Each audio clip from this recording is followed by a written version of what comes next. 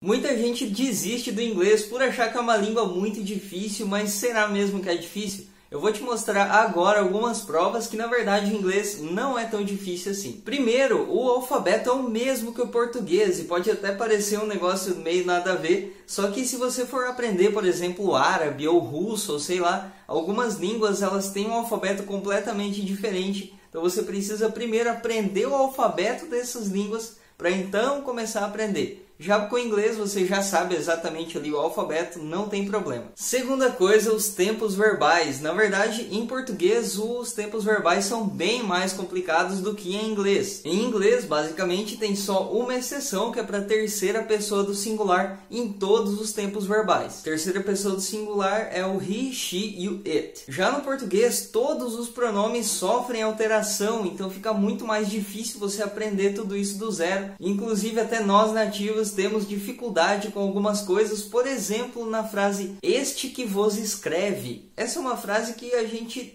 não constrói no dia a dia, mas está certa. E além disso, os tempos verbais em inglês tem até uns auxiliares lá que vão identificar qual que é o tempo verbal, e isso torna as coisas muito mais fáceis. Terceira coisa, o feminino e o masculino. Em inglês, a grande maioria dos adjetivos e substantivos não vão ter essa diferença entre feminino e masculino, então você só precisa aprender a palavra uma vez. Por exemplo, a palavra teacher, que é de professor ou professora.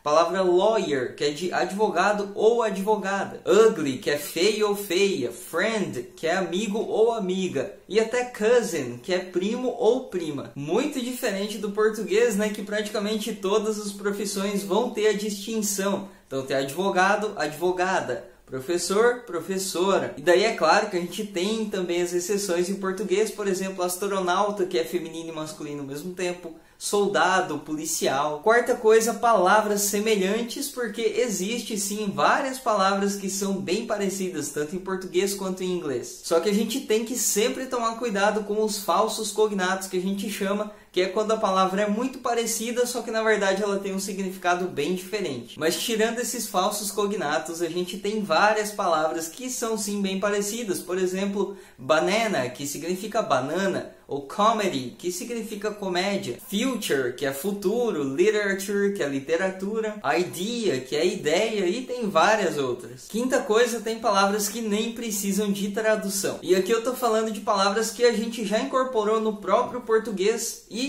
a gente nem se deu conta que na verdade elas são do idioma inglês. Por exemplo, Facebook, shampoo, cowboy, internet. E aí a gente tem algumas que na verdade mudaram um pouquinho, que a gente acabou adaptando do idioma inglês. Por exemplo, a palavra deletar, que vem do verbo to delete. E a quinta coisa, a ortografia é menos complexa. E aqui eu tô querendo dizer que em inglês você não precisa se preocupar com cedilha, com trema, que nem existe mais, ou com acentos, porque isso não existe nesse idioma. E além disso, em português a gente tem várias dúvidas de como escreve algumas coisas. Por exemplo, vai com SS ou é só um S, vai com C, como é que funciona? A palavra começa com H ou não começa? E em inglês você não tem esse tipo de dúvida, é muito mais fácil. E se esse vídeo te deixou com um ânimo maior para continuar estudando inglês ou então com um ânimo para começar, você precisa conhecer a jornada que vai deixar tudo isso muito mais fácil. Eu vou deixar o link para isso aqui na descrição do vídeo. See you e até a próxima!